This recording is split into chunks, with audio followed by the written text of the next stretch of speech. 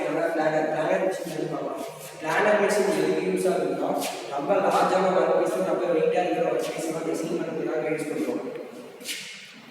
Planar மிஷினில் வந்துட்டு மூணு டூல் இருக்கும். 2 டூல் வந்துட்டு ஒரு டூல் வந்து வெர்டிகலாகவும் இருக்கும். இந்த டூலெல்லாம் எப்படி மூவ் ஆகும்னா இந்த கிராஸ் லைன் மூலியமாக தான் டூல் வந்து மூவ் ஆகும். இதில் வந்துட்டு நம்ம டூலை வந்து மூவ் பண்ண மாட்டோம். இதில் வந்துட்டு டூலை வந்து ஃபிக்ஸாக தான் வச்சுருக்கோம். இது வந்து டேபிள்லாம் நம்ம மூவ் பண்ணுவோம். டேபிள் மேலே தான் நம்ம ஒர்க் பீஸ் மூவ் பண்ணியிருக்கோம். அந்த டேபிள் வழியாக தான் நம்ம டேபிளில் நம்ம ஒர்க் பீஸ் எந்த மாதிரி ஷேப் தேவையோ அந்த ஷேப் மாற்றத்துக்காக இந்த டேபிளை மூவ் பண்ணி அந்த ஷேப் கொடுத்துருவோம்.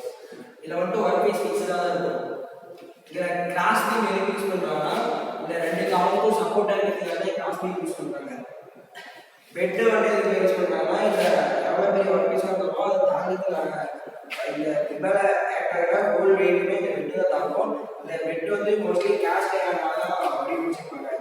ஏன் கேஸ்ட் அயர்ன் யூஸ் பண்ணி வடிவமைக்கிறாங்கன்னா கேஸ்ட் அயர்ன் வந்து வைப்ரேஷன்ஸ் அதிகமாக தாங்கும். நம்ம மிஷின் பண்ணுறப்ப இருக்கிற வைப்ரேஷன்ஸ் எல்லாம் கேஸ்ட் அயர்ன் வந்து தாங்கிறதுனால கேஸ்ட் அயர்ன் நம்ம யூஸ் பண்ணிக்கலாம். அடுத்து இதோட ஆப்ரேஷன் எப்படி இருக்குன்னா ஒர்க் பீஸில் வந்து ஒர்க் பீஸ் வந்து டேபிளில் ஃபிக்ஸ் பண்ணிட்டு டேபிள் வந்து நம்ம எந்த ஷேப்புக்கு தேவையோ அந்த ஷேப்புக்கு ஏற்ற மாதிரி டேபிள் வந்துட்டு மூவ் பண்ணுவாங்க.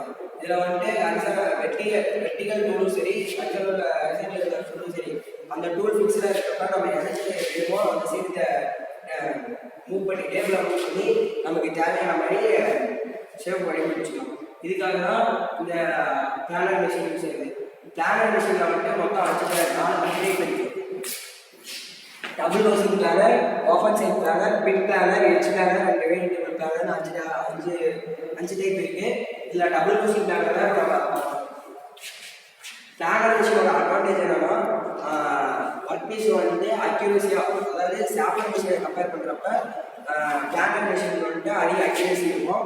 அப்புறம் லார்ஜ் ஒர்க் பீஸ் எல்லாம் ஈஸியாக இது பண்ணிடலாம். மெஷினிங் ப்ராசஸ் வந்து ஈஸியாக இருக்கும். அடுத்தது இதோட டிஸ்அட்வான்டேஜ் என்னன்னா ரொம்ப